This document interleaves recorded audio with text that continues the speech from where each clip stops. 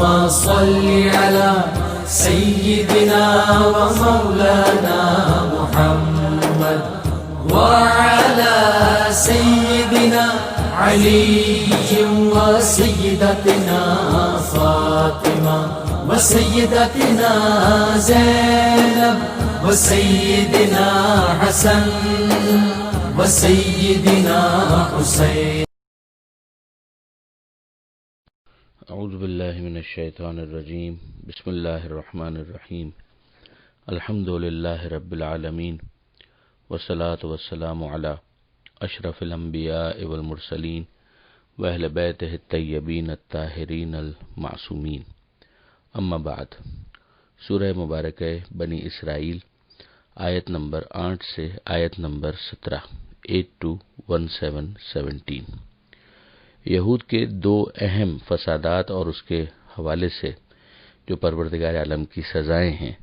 ان کا ذکر کرنے کے بعد پروردگار عالم نے ارشاد فرمایا کہ عسیٰ ربکم ان یرحمکم، کہ ممکن ہے اللہ تم پر رحم کرے. وَإِنْ عُدْتُمْ عُدْنَا، اور اگر تم نے پھر ایسا کیا تو ہم بھی پھر ایسا ہی کریں گے. وَجَعَلْنَا جَهَنَّمَ لِلْكَافِرِينَ حَصِيرًا، اور دوزخ کو ہم نے کافروں کے گھیرنے کے لیے قرار دے ہی رکھا ہے. خاص طور پہ جب ہم یہ ذہن میں رکھتے ہیں کہ پیغمبر اکرم صلی اللہ علیہ وآلہ وسلم کی رسالت کے اعلان کے موقع پر جو سچویشن تھی، اس میں پھر مدینہ منورہ میں یہود کے ساتھ جو معاملات رہے، اس میں پیس ٹریٹی بھی ہے، میثاق مدینہ بھی ہے، اور پھر اس کے بعد یہود کی طرف سے معاہدوں کی خلاف ورزی بھی ہے، جس کے نتیجے میں بنی قریظہ کو بھی بہت کچھ بھگتنا پڑا، بنی نذیر کو بھی بہت کچھ بھگتنا پڑا، اور پھر خیبر کی جنگ بھی ہوئی. تو ان تمام تر واقعات کے حوالے سے ہم اس آیت کو دیکھ سکتے ہیں کہ پروردگار عالم پہلے ہی یہود کو متوجہ کر رہا تھا کہ اگر تم اب بھی اپنی اصلاح کر لو تو پروردگار تم پر رحم کرنے کے لیے تیار ہے، لیکن اگر تم نے اپنی یہی روش برقرار رکھی جس کی وجہ سے ماضی میں بھی تمہیں سزائیں دی جا چکی ہیں، تو مستقبل میں بھی تم آمادہ رہو اور تیار رہو کہ پھر پروردگار عالم کا عذاب جہنم کا کافروں کو گھیرے ہوئے اور اس کا دنیا میں بھی ریفلیکشن نظر آ جائے گا. اس حوالے سے بہرحال آج بھی ظلم کرنے والے تمام افراد کو اور ان خاص افراد کو، اس کمیونٹی کو بھی توجہ کرنی چاہیے اور قرآن مجید کی اس وارننگ پر توجہ کرنی چاہیے. پھر پروردگار عالم یہ ارشاد فرماتا ہے قرآن مجید کے حوالے سے کہ ان ھذا القرآن یہدی للتی ہی اقوم، بلا شبہ یہ قرآن ہدایت کرتا ہے ایسے راستے کی جو انتہائی درست ہے. اقوم یعنی انتہائی درست. ظاہر ہے کہ یہ ٹیکسٹ خدا کا نازل کردہ ہے، اس کی حفاظت کا بھی ذمہ خدا نے لیا ہے، تو اس کے سب سے درست راستے کے ہدایت کرنے کے بارے میں کیا شبہ ہو سکتا ہے. پھر اس کے بعد یہی قرآن چونکہ پیغمبر اکرم صلی اللہ علیہ وآلہ وسلم کی رسالت کی بھی دلیل ہے، اور ان کی رسالت کے لیے سب سے اہم معجزہ خالدہ ایور گرین میریکل کی حیثیت اس کو حاصل ہے، تو پیغمبر اکرم کی طرف ہدایت کرنے کا بھی کام اس قرآن مجید نے کیا. تو اس کے نتیجے میں پیغمبر اکرم کی رسالت کو بھی یہی کہنا پڑے گا کہ انتہائی درست رسالت ہے، اور چونکہ قرآن مجید ہی پیغمبر اکرم صلی اللہ علیہ وآلہ وسلم کے بعد امامت کے کانسیپٹ کو سمجھاتا ہے، ثم اورثنا الکتاب الذی اصطفینا من عبادنا اور دیگر آیتیں، تو اس سے پھر یہ بھی سمجھ میں آ جاتا ہے کہ جو امامت ہے وہ بھی انتہائی درست راستہ ہے کہ جس کی یہ قرآن ہدایت کرتا ہے. پھر اس کے بعد پروردگار فرماتا ہے وَيُبَشِّرُ الْمُؤْمِنِينَ، اور یہ بشارت دیتا ہے مومنین کو، الذین یعملون الصالحات، وہ مومنین کے جو اعمال صالحہ بھی انجام دیتے ہیں، یعنی صرف دعوی ایمان نہیں، اپنے ایمان کے تقاضوں کو پورا کرتے ہیں اور عمل صالح بھی انجام دیتے ہیں. تو خوشخبری ان کو کس چیز کی دیتا ہے؟ پہلی چیز کہ ان لہم اجرا کبیرہ، کہ ان کے لیے بہت بڑا اجر ہے، بہت بڑا ریوارڈ ہے، بہت بڑا صلہ ہے. اور دوسری جو بشارت اور خوشخبری ہے وہ ان الذین لا یؤمنون بالآخرۃ اعتدنا لهم عذابا الیما، کہ وہ جو ایمان نہیں رکھتے ہیں آخرت کے اوپر، ان کے لیے ہم نے تیار کر رکھا ہے دردناک عذاب. اب یہ دردناک عذاب ان کے لیے تو دردناک عذاب ہے جو مومن نہیں ہیں، مگر یہ صاحبان ایمان کے لیے بشارت ہی کی حیثیت رکھتا ہے. یعنی یہاں پر اگر آپ غور کریں تو مومنین کے لیے جو اعمال صالح انجام دینے والے ہیں اجر کبیر کو بھی بشارت کہا گیا ہے، اور جو ایمان نہ لانے والے ہیں ان کے لیے عذاب علیم کو بھی صاحبان ایمان کے لیے بشارت اور خوشخبری کہا گیا ہے۔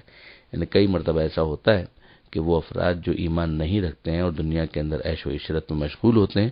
تو صاحبان ایمان کے لیے کبھی کبھی یہ چیز ایک کمپلیکس بن جاتی ہے کہ کیا وجہ ہے کہ یہ ایمان نہیں رکھتے، اس کے باوجود بھی دنیا کے اندر عیش کر رہے ہیں۔ تو یہ خوشخبری ان کے لیے ہے کہ ان کے اس ظاہری عیش و عشرت کو دیکھ کر کسی غلط فہمی میں مبتلا مت ہونا، بالآخر ان کے لیے دردناک عذاب ہے اگر یہ ایمان کی دولت سے تہی دامن ہے، اگر ان کے پاس یہ دولت نہیں ہے۔ لیکن اگر وہ ایمان کی دولت سے بھی مالا مال ہے اور اعمال صالحہ بھی انجام دے رہے ہیں، اور پھر ساتھ ہی ساتھ ان کے لیے دنیا کی بھی نعمتیں وافر مقدار میں ہیں، تو اس میں پھر کوئی پرابلم اور کوئی مشکل نہیں ہے۔ وَيَدْعُ الْإِنسَانُ بِالشَّرِّ دُعَاءَهُ بِالْخَيْرِ، اور انسان تو برائی کی بھی دعا کرتا ہے اسی طرح جیسے وہ بھلائی کی دعا کرتا ہے۔ وَكَانَ الْإِنسَانُ عَجُولًا، اور انسان بڑا جلد باز واقع ہوا ہے۔ یہ بالکل ہمارے مشاہدے کے اندر یہ چیز آتی ہے، بلکہ کئی مرتبہ خود انسان اپنا بھی جائزہ لے تو اپنے بارے میں بھی وہ یہی دیکھتا ہے کہ کتنی عجلت کے ساتھ ہم کسی چیز کے بارے میں دعائیں بد دعائیں مانگنا شروع ہو جاتے ہیں۔ خود ہم اس دعا مانگنے والے سے بھی بعد میں پوچھیں کہ کیا تم واقعی یہی چاہتے ہو، تو وہ ظاہر ہے کہ کہے گا کہ میں یہ چیز نہیں چاہتا تھا، مگر اس وقت جذبات سے مغلوب ہو کر یہ بات میری زبان سے نکل گئی۔ کئی مرتبہ انسان موت کی تمنا کرنے لگتا ہے، لیکن بعد میں اسے احساس ہوتا ہے کہ یہ تمنا میری غلط تھی، یہ دعا میری غلط تھی۔ کئی دفعہ انسان کسی دوسرے کو کوسنے لگتا ہے اور بد دعائیں کرنے لگتا ہے۔ اب اگر پروردگار عالم ان دعاؤں کو بھی فوراً قبول کر لے تو خود انسان کے لیے بعد میں یہ پچھتاوے کا باعث بنے گی، لہذا پروردگار عالم کبھی بھی انسان کی اس طرح کی دعاؤں کو انٹرٹین نہیں کرتا۔ انسان تو اپنی اولاد کو بھی کبھی کبھی کوسنے دینا شروع ہو جاتا ہے، مگر خدا انسان کی اس طرح کی دعاؤں کو نظر انداز کرتا ہے۔ یہ قرآن مجید میں پہلے بھی ہم پڑھ چکے ہیں کہ عین ممکن ہے کہ تم کسی چیز کو بہت پسند کرو، ان تحبوا شیئا، اور وہ تمہارے لیے ناپسندیدہ ہو، اچھی نہ ہو، اور عین ممکن ہے کہ تم کسی چیز کو ناپسندیدہ شمار کرو اور وہ تمہارے لیے بہت مفید اور فائدہ مند ہو۔ اگلی آیت میں پروردگار عالم نے دن اور رات کو بطور نشانی پیش کیا۔ وَجَعَلْنَا اللَّيْلَ وَالنَّهَارَ آیَتَيْنِ، ہم نے رات اور دن کو بنایا دو نشانیاں۔ فَمَحَوْنَا آیَةَ اللَّيْلِ، تو مٹا ہوا بنایا رات والی نشانی کو، وَجَعَلْنَا آیَةَ النَّهَارِ مُبْصِرَةً، اور دن والی نشانی کو روشن قرار دیا۔ کیوں روشن قرار دیا؟ لِتَبْتَغُوا فَضْلًا مِّن رَبِّكُمْ، تاکہ تم اس میں اپنے رب کے فضل کو یعنی اپنے رزق کو حاصل کر سکو، کہ دن کی روشنی کے اندر جو معیشت ہے اس کا پہیہ گھومتا ہے، اور اس کے نتیجے میں انسان اپنی روٹی روزی حاصل کرنے کے لیے دوڑ دھوپ کرتا ہے، میدان عمل کے اندر آتا ہے۔ وَلِتَعْلَمُوا عَدَدَ السِّنِينَ وَالْحِسَابَ، اور تاکہ تم جان لو سالوں کا عدد اور حساب کتاب بھی، یعنی اگر ایک ہی ڈھب پر یہ ساری چیزیں ہوتی اور دن اور رات کا آنا جانا نہ ہوتا تو آپ اندازہ کر سکتے ہیں کہ حساب کتاب کے اندر کتنی دشواری ہوتی۔ لیکن جب یہ تمام تر تغیرات تبدیلیاں ہمیں دن اور رات کی نظر آتی ہیں تو فجر کا وقت الگ ہو جاتا ہے، دوپہر کا وقت الگ ہو جاتا ہے، سہ پہر کا شام کا وقت الگ ہو جاتا ہے، رات کا وقت الگ ہو جاتا ہے، آدھی رات کا وقت الگ ہو جاتا ہے، جس کے نتیجے میں ایک انسان حساب کتاب رکھ سکتا ہے۔ اور پھر براڈر اس کے اندر اگر آپ دیکھیں تو پھر ہفتوں کا حساب، پھر مہینوں کا حساب، پھر سالوں کا حساب، صدیوں کا حساب، ہسٹری جو پوری مرتب کی جاتی ہے تو ظرف زمان کی یہ انڈیکیٹرز ہیں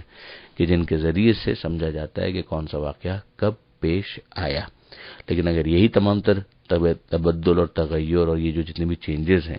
یہ نہ ہو تو حساب کتاب رکھنا بہت مشکل ہو جائے۔ پھر اس کے بعد کس کی مزدوری کب دینی ہے، کس کی تنخواہ کب ادا کرنی ہے، یہ تمام تر چیزیں بھی حساب کتاب کے لیے انڈیکیٹرز مانگتی ہیں، اور اس طرح سے پروردگار عالم نے ایک نیچرل انڈیکیٹر رکھا ہوا ہے۔ دوسری بات یہاں پر ہم دیکھتے ہیں کہ رات کے لیے پروردگار عالم نے یہ ارشاد فرمایا کہ ہم نے اسے مٹایا ہوا بنا دیا، اس میں بھی چاند کی جو روشنی ہے جو مدھم پڑتی جاتی ہے اس کو بھی محو سے تعبیر کیا گیا ہے۔ پھر اس کے بعد پروردگار عالم یہ ارشاد فرماتا ہے کہ وَكُلَّ إِنسَانٍ أَلْزَمْنَاهُ طَائِرَهُ فِي عُنُقِهِ، یعنی گویا متوجہ کیا جا رہا ہے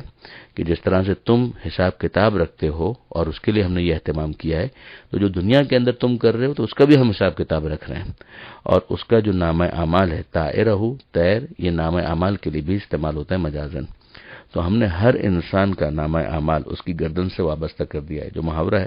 کہ اس کی گردن پر ہے۔ وَنُخْرِجُ لَهُ يَوْمَ الْقِيَامَةِ كِتَابًا يَلْقَاهُ مَنشُورًا، اور ہم نکالیں گے قیامت کے دن نوشتہ دستاویز، ڈاکومنٹ، جسے وہ کھلا ہوا پائے گا۔ یلقاہ منشورا، اقرا کتابک، پڑھ اپنے نوشتے کو، پڑھ اپنی کتاب کو، یعنی یہ جو تمہارا حساب کتاب ہے اس کو تم خود پڑھو۔ کفا بنفسک اليوم علیک حسیبا، تم خود اپنا حساب کرنے کے لیے بہت کافی ہو، جانچ پڑتال کرنے کے لیے تم خود بہت کافی ہو، یعنی پڑھو۔ اس وقت انسان کو ایسا لگے گا کہ جیسے یہ کام اس نے ابھی ہی انجام دیا ہے، اور وہ حیرت سے کہے گا کہ یہ کیا کیسی کتاب ہے کہ جس کے اندر چھوٹی بڑی کوئی چیز بچی نہیں ہے، سب اس کے اندر ریکارڈڈ موجود ہے۔ من اہتدی فانما یہتدی لنفسہ، جو ہدایت قبول کرتا ہے، حاصل کرتا ہے، فانما یہتدی لنفسہ، تو اپنا ہی فائدے کے لیے وہ یہ کام کرتا ہے۔ ومن ضل فانما یضل علیہا، اور جو گمراہ ہوتا ہے تو وہ گمراہ ہو کے خود اپنا ہی نقصان کرتا ہے، یعنی نہ ہدایت کا احسان نبی پر، امام پر جتاؤ، اور نہ ہی گمراہی کے اوپر تم یہ سمجھو کہ تم نے نبی کا کوئی نقصان کر دیا یا امام کا کوئی نقصان کر دیا۔ فائدہ بھی تمہارا ہے، نقصان بھی تمہارا ہے۔ وَلَا تَزِرُ وَازِرَةٌ وِزْرَ أُخْرَىٰ، یہ وہ اصول کے جو قرآن میں کئی مرتبہ بیان ہوا ہے کہ کوئی بوجھ اٹھانے والا دوسرے کا بوجھ نہیں اٹھائے گا، یعنی اپنی قبر میں تمہیں اپنا حساب دینا ہے، قیامت کے میدان میں تمہیں خود اپنا حساب کتاب آمادہ کرنا ہے، پروردگار عالم کی بارگاہ میں تم اکاؤنٹیبل ہو۔ وَمَا كُنَّا مُعَذِّبِينَ حَتَّىٰ نَبْعَثَ رَسُولًا، اور ہم اس وقت تک عذاب نازل نہیں کرتے جب تک رسول کو نہ بھیجتے، یعنی اگر ایک انسان ارادے اور کوتاہی کی وجہ سے کوئی غلطی نہیں کر رہا، ایک تو یہ ہے کہ انسان کا ارادہ ہی کمزور ہے، وہیں پر کوتاہی ہے، صرف لا علمی ہے، اس کو پتہ ہی نہیں ہے اور اس تک وہ پیغام پہنچا بھی نہیں ہے، تو ظاہر ہے اس کو کہاں اکاؤنٹیبل ٹھہرایا جا سکتا ہے، جس کو کہا جاتا ہے قبح عقاب بلا بیان، کہ عذاب بیان کے بغیر تو نہیں آئے گا۔ ہاں بہت ساری چیزیں ایسی ہیں کہ جس میں انسان اپنی عقل کے ذریعے سے ہی کسی بات کو سمجھ سکتا ہے، اپنے ضمیر کے ذریعے سے ہی کسی بات کو سمجھ سکتا ہے، تو اس کے پاس ایک اخلاقی شعور موجود ہے۔ اس شعور کو بھی اگر وہ استعمال نہ کرے تو وہ یہ نہیں کہہ سکتا کہ میرے پاس تو رسول ہی نہیں آیا تھا، بلکہ پھر جتنا اخلاقی شعور اس کے پاس ہے تو اس اخلاقی شعور کے مطابق زندگی گزارنا اس کی ذمہ داری بہرحال بنے گا۔ جو انسان کے لیے مستقلات عقلیہ ہیں، عدل اچھی چیز ہے، ظلم بری چیز ہے، اسی طرح سے وجود خدا تک پہنچنا، یہ تمام تر ذمہ داریاں انسان کی ہے اگر وہ صاحب عقل ہے۔ یہ کہنے کے بعد پھر پروردگار عالم یہ ارشاد فرماتا ہے وَإِذَا أَرَدْنَا أَن نُهْلِكَ قَرْيَةً أَمَرْنَا مُتْرَفِيهَا، اور جب ہم چاہتے ہیں کہ کسی بستی کو ہلاک کریں تو پھر جو اس کے مترف ہوتے ہیں، مترف کا مطلب دولت مند، ہم ان کو حکم دیتے ہیں، اور جب وہ اس کے اندر معصیت کرتے ہیں فَفَسَقُوا فِيهَا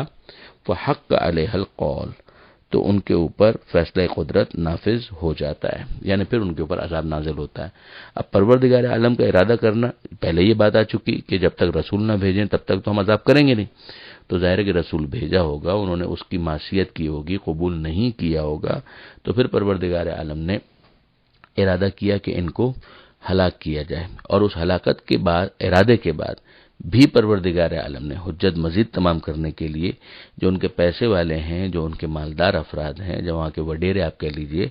ان کو حکم دیا، اور اس حکم کی بھی ان لوگوں نے بھی معصیت کی اور مزید معصیت کی، معصیت مزید کی، فسق مزید کیا، تو اب اس کے بعد پھر پروردگار عالم نے ان کے اوپر عذاب کو نازل کر دیا۔ فدمرناها تدمیرا،